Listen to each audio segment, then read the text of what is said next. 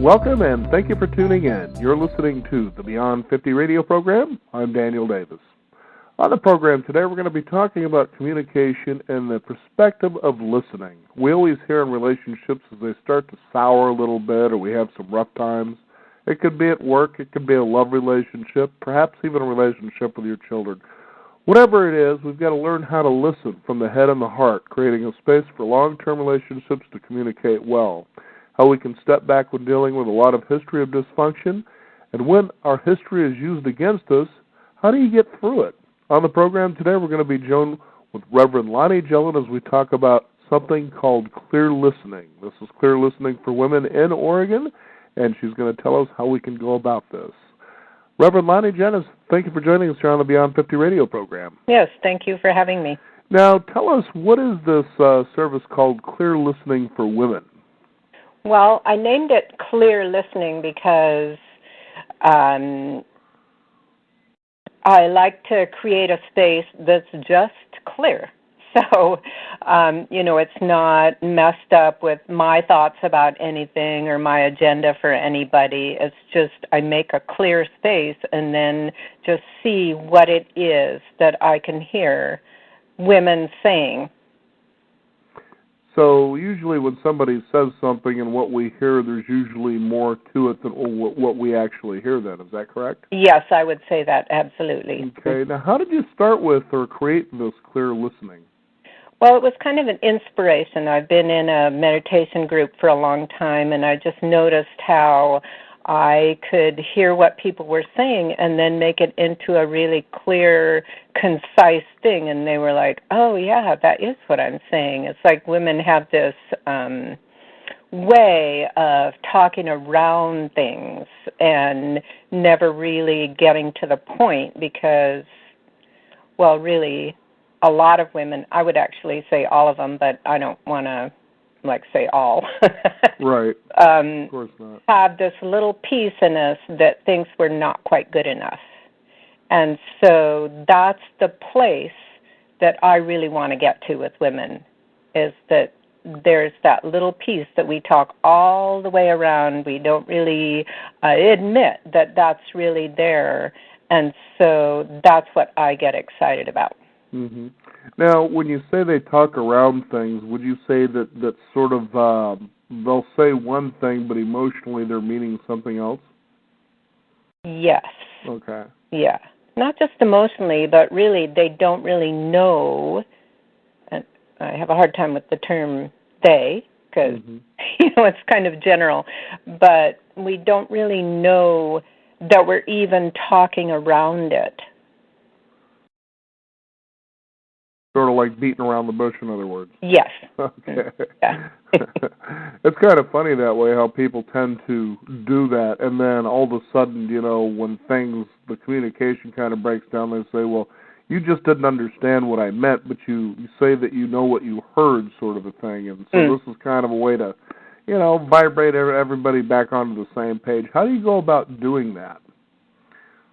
How I get people back on the same page? Yeah, basically, you're sitting there, you're listening to somebody who's ranting and raving, and you're interpreting it the way that you would be, and they're certainly meaning something different.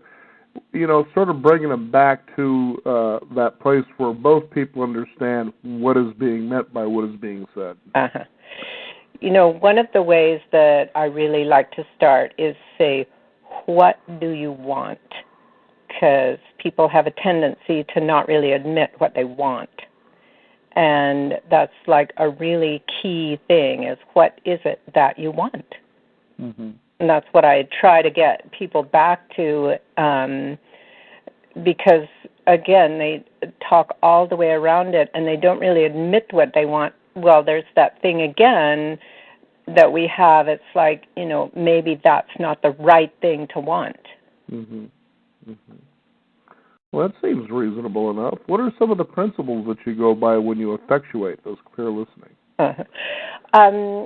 One of the biggest things is that I really think people want to be happy. Mm-hmm. And so it's like we have a hard time thinking that it's really okay to be happy. And so that's one of the biggest things that I like to talk about is, what is it that you want for your life? And not necessarily a goal. A goal is sometimes like too far out there, but like just the simplest thing. What is it that you want? And that's one of the biggest things that I go by. I'm trying to think if there were any little things, but no, that's one of the biggest things that I go by is that people really want to be happy. Mm-hmm.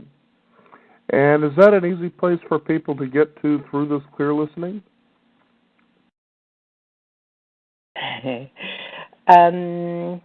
Easy. It's like, okay, so it can be easy. And just by, like really listening to what women say and figuring out what it is they want, then you can get to that place fairly easily. It's just that I really need to hear the words that they're saying, the words that they use for their life to figure out what that place is. Mm-hmm. Because what it sounds like you're saying to me, Lanny, is that they use particular words that are sort of like anchors. Yes. Does that make sense? Okay, yeah. Great. It does totally make sense. Give us an example of someone maybe that you've recently worked with where they use specific words as anchors so that our listeners get a better understanding of what that means. So there's one woman who kept saying, well, I'm really a spiritual person. Mm-hmm. Well, that's kind of nebulous. It's like, what does that really mean? And what it really means is I'm really an okay person. Oh, I gotcha. Yeah, and so, everybody is spiritual. We all have, the heart and the mind, the spirit. If we didn't have the spirit, we wouldn't be alive. And so to, argue that you are a spiritual person, everybody's a spiritual person, but it's like, really, and that's what she's saying, is like, really, I am okay. Mm-hmm. Okay, here's a good example. I think I understand what you're talking about there, but how about somebody who likes to say, well, I'm a multitasker? That's kind of another way of saying I've got too much to do and I won't get it all done, and I probably won't get it done in an orderly fashion, but I'm a multitasker. Is that sort of the same idea? It kind of is, yeah. Okay. It really is, because actually we can't really multitask. Right. No, I've One thing seen at it. a time, and moments are so quick, you can't really separate them. But it is like, I'm a very busy person, and I don't know that I'm really okay because I have too much to do. And so how do you, find your way through that? Mm-hmm. And so when you come to get people to understand, let's say, how they're using their language as anchors, mm-hmm. then you can lend them more clarity on how, you need to change this because this is how people are beginning to misunderstand you. Does that make sense? Yes. I actually don't tell people they need to change. Right. Yeah. More I try to bring it around so that they understand they're using this as an anchor to see how they would want to change, or maybe they don't. Mm-hmm. And, to be clear on that, whether they do or not, is really a breakthrough. Mm-hmm. Now, what are some of the basic things that a person can do on their own? I guess that would be the basis of the question there. What are some basic things a person can do? Well, one of the most basic is that we have a really hard time finding a quiet space inside ourselves. I see. We do have a lot going on. Everybody is really busy. There's, there's family, there's friends, there's jobs, all kinds of things. And so one of the basic things to do is just like take a moment, close your eyes. You can even put your hand on your heart and just take some breaths. And sometimes that will just clear the space for yourself to be able to, come to a different place. Not always. Sometimes it takes a little longer than other times. It depends, on your emotional state, of course. But that's one of the basic things, mm-hmm. like a really quick thing that one could do. Mm-hmm. Would you say that this has helped people, especially women, since you tend to work with women, is that they begin to understand the nature of how they're listening and how they're communicating in a way that maybe they might pause in situations that they're more reactive to? Yes, that's what I would, that's one of the things. It's not just clear listening for me to listen to them, for them to understand how they can listen as well. Yeah. It's kind of interesting when you can put a mirror up to yourself as you're talking and realize sometimes, geez, I had no idea that's the way I was coming across. Yes. And this is kind of one of those interesting ways that you can do that. And once you do, then you tend to understand why sometimes in the way that you communicate can actually confuse or even rattle a situation and create some frustration. I can see how there might be something here that would actually work in long-term relationships, right? Yes, absolutely. And in long-term relationships, you know, we always have like past things that become little anchors for us.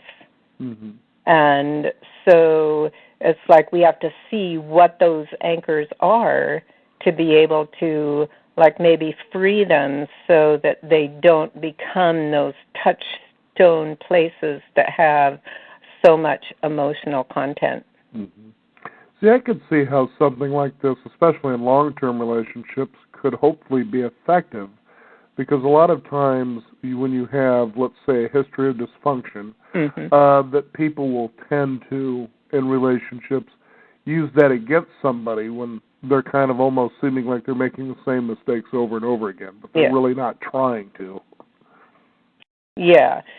So often we have to like really see our own dysfunction and understand that first to be able to handle it in a relationship. Because I don't know if I'm making myself clear, but in like if you have dysfunction in a relationship and that's always the thing that it comes back to, if you're not clear on your own part in it and you're able to see that part, then it's always going to be an effective place to start an argument from. Does that make sense, what I said? Yeah, I think so. I think here's a way that we could probably put it into context. You're in a relationship and perhaps he's decided, the guy, we'll just kind of make him the Black Bart, so to speak. And so he steps out and he gets home a little bit late. Okay? So he comes home late and perhaps he was out with some coworkers and she jumps to a conclusion that he's actually beginning to maybe see somebody else on the side, which isn't the case. Now, that being said, it's because he openly shared with her, because this relationship has been very important to him, that in the past that he wasn't so committed in relationships, but this is the time that he's decided to kind of change his ways. And it's because of, let's say, giving that kind of information that she jumps to a conclusion and all of a sudden is having to fire away questions, and he's standing there wanting to deflect all that stuff because it's all nonsense to him. That's kind of what we're talking about here, right? Yeah.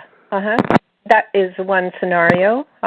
Okay. Like he has already her agenda in mind, but he's kind of like, well, okay, I just told you, you know, I'm over all those things, and so where is this coming from? Yeah. Now, it seems to me that when you practice clear listening, that before, let's say in a situation like that, is he comes home, he's a little bit late, sort of like, hello, honey, I'm a little bit enraged, she's thinking inside of herself, and I really want to jump to a conclusion based on past information that you've given me. But she stops and she pauses and maybe takes a couple of deep breaths and perhaps says this instead: did you enjoy yourself? And I'm glad that you're home safe. Yeah. Okay. Yeah, it would be, yeah, because then she's like said, okay, I am enraged, but I'm stepping back to see if this is really the, you know, the place to be. Now, as you effectuate this, do you actually work with groups or individuals? I work with individuals. Okay. Yeah. I haven't been doing it very long, so for me I think it's more effective right now to work with individuals just for me. I might expand in the future, but for right now I think it's better to work with individuals. Now, you teach them to listen from the head and the heart as well. What is the difference between the two in your experience? Well, if you come from the heart first, that's where the emotion is, that's where the truth is. If you come from the head first, then you already have a thought that's actually come from the place of the heart. Mm-hmm. So I would say, like, if you are in a little bit of a tricky situation, always put your hand on your heart first. Mm-hmm. And then you know where everything starts from. The head is actually useful. I mean, we kind of vilify the head a little bit because, it gets into stories, which it really does. But it is useful. I mean, it's part of us, and, it's what we use for speech and learning and all kinds of things. And so I don't really like to vilify it. I really want it to be like part of the system, so that you know what's a story, because your heart actually tells you what's a story and what isn't a story, what is like the truth that's coming from your heart. Mm-hmm. I always found it interesting, even entertaining sometimes, when someone, and it's at a time when I used to work at the office, and then you would hear, a girl say something like, "Well, I'm just so frustrated." "Oh, yeah, tell me about it." "Well, it's a long story." And then I would say something, for instance, like, "Well, no, it really isn't. What actually happened?" But it became a long story because they build this long story around the situation to put themselves into a situation that maybe I'm a victim in this. Yeah. And that's kind of what sometimes goes on, isn't it? Yes, it absolutely is, yeah. Mm-hmm. Mm-hmm. We really like to have stories. I mean, I love a good story. Oh, sure, even if it isn't true, as long as it's good. Yeah. Now, when you created this, you must have seen a need for it. How did it come to you when you created this? Clear listening, that is. Yeah. I do see a need for it, because when I am just in the places that I am, I really see that people, women, because I'm focusing on women right now, just really don't know what they're saying. They really don't hear themselves, and they don't really hear other people. Like our best friends, they have kind of an agenda. They want the best for us. Their heart is in the right place, but they have their own agenda because they've known us for a long time, and maybe they think they know what's best for us. And so what I'm trying to do is get away from all those agendas and see what is it, what is your point in life? What is it you want to go forward with? What are your dreams, not the ones that I have for you? Mm-hmm. And so it's like I'm your best friend without an agenda. Mm-hmm. Yeah. I think it's fascinating, too, when you can be in a conversation with someone and they may ask you a question and you go to answer it, but you sort of know instinctively that the answer they're looking for is already preset. So whatever you say, they're really not listening. They're actually hearing what they say think the answer is. Right. So part of my job is to clear that up. Mm-hmm. It's like, instead of answering what they ask, it's like, okay, what is it that you're trying to get at here? Mm-hmm. I know. I remember when I was in my 20s, I had a bad habit of that sometimes, because I would go and I would ask someone a question, But really what I was doing was throwing it out there so I could see it outside of myself to solve the problem. So I'd start rattling off answers before they could open their mouth, and they would just sit there frustrated, like, well, you have all the answers, get out of here, kind of a thing. And after a while, I started realizing, well, you need to break that habit. Yeah. In other words, wait for the answer and see if it's what you were looking for, and then thank them for the solution. Now, how does a person get started with you if they want to pursue this? Well, they can send me an email, clear.lonnie@gmail.com, or they could call me. I believe you have my telephone number, 503-296-1112. Either way works just fine. That's how they could get started. Okay, and do you have to visit with you in person in Portland, Oregon, or can you help people over the telephone, Skype, things like that? I can help people over the telephone and Skype, yeah. It's the voice, and the Skype is nice because then you have a face in front of you, but it's not absolutely necessary. Yeah.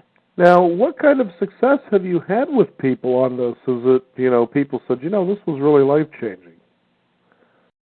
I have had people say that. It's like, it's kind of like a little light bulb. It's like, oh, that's what I was saying. I didn't really understand exactly what I was getting at. Mm-hmm. If you can, give me an example of something like that that's actually happened with someone that you worked with.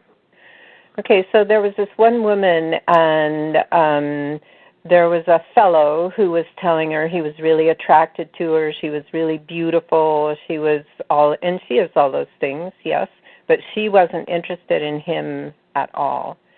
So she started saying different things like, I don't even remember exactly what she said now, but finally I listened to her for a long time, for like about 10 minutes, and then I said, well, do you think that you have to have some kind of thing that you have to do just because he said he was attracted to you? Mm-hmm. Like, yeah, I guess I do. And then she realized that she really did not have to do that she could just say, thank you very much. And it was simple then. And that's kind of what I'm always trying to get to, is like the simple thing. Actually, life is very simple. It's not that complicated. No, I've been amazed at how complicated life becomes with people. It's like, it does. I don't understand why you're doing that, but okay, if that works for you. It's like those people that always have to have chaos in their life, no matter how mellow things are. Sitting in a park by a pond. Yeah. Why does that need to be chaotic for you?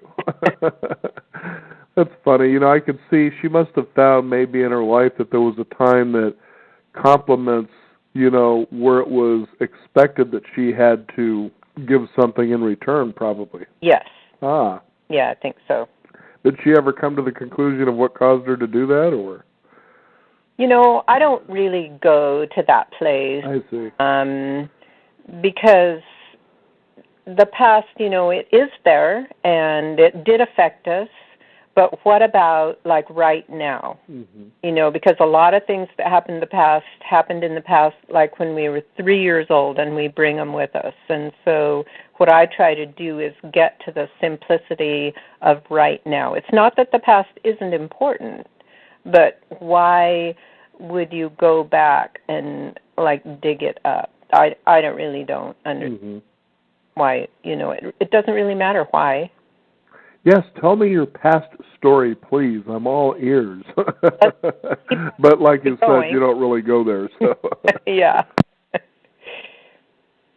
No, I find this fascinating because I remember, and this was some time ago, that I got a little frustrated as my wife was, asking me something, and it was something I was working on, and she didn't seem to like the way it was turning out, and I was becoming frustrated, and I realized that I actually just dropped everything and said, you figure it out then, Uh-huh. And as I walked away, it took a minute or two, just took a couple of deep breaths. I'm sitting in the living room, and I realized, I can see that I turned this situation. It was almost like I was hypnotized by it from a past situation where it was like my mother having me fold towels, and she was just real critical about it. I mean, these are towels, for crying out loud, and I was just a kid.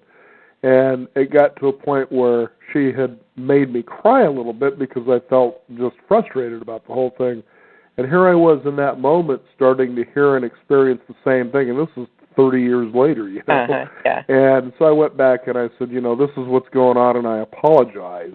And she was like, okay, I was just trying to figure out why you were reacting the way that you did. And I said, well, I just, you know, explained to you what was going on there, and I'm past that, and I can see that you just want me to do the best, and so let's get back to it. And what was really fascinating about that moment of discovery was just, you know, there was a healing to it because I began to see, you know, I don't have to react to situations. I can feel it, sense it, and realize that it just doesn't need to be there. And as you've been saying through the program, you work through the heart and you have better communication all the way around. And I mean, we hear so much about long-term relationships, and communication is that number one thing, but it's so odd how couples don't tend to communicate. Sure, they're talking, but they're not really communicating, you know, as you said, from the heart. And we forget how simple it is to say, you know what, I'm really frustrated at the moment. I don't know why, but I am. And that just makes things clear. Yeah. That's fascinating. You know, if you could, go ahead and give out, do you have a website, or is it just by email and phone? By email and phone, okay. right now. Yeah. Why don't you go ahead and give that out for our listeners again so they can find out more? Okay. So the email address is clear.lonnie, and it's spelled Lani. That's my name, clear.lonnie@gmail.com. And my telephone number is 503-296-1112. And I would suggest people leave a message on that number because I am not always at it, but I get messages on it every day. And she will clearly listen to your message. Yes, I will clearly listen to the message. Well, clearly, Lonnie, I've heard you today, and it sounds like a wonderful way for people to get to that place where they're listening from the heart, and through the head they learn to communicate what that message actually is. It's been a pleasure to have you on the program today. Well, thank you so much for having me. Thank you again. You're welcome. Again, clear listening is the way that we can get to better understanding and better solutions and a better place in our lives. You can also find out more at beyond50radio.com. That is the number 50. We also have an exclusive e-news update that we encourage you to subscribe to as well. I'm Daniel Davis. Thank you for joining us. This is the Beyond 50 radio program, and remember, live your day past halfway.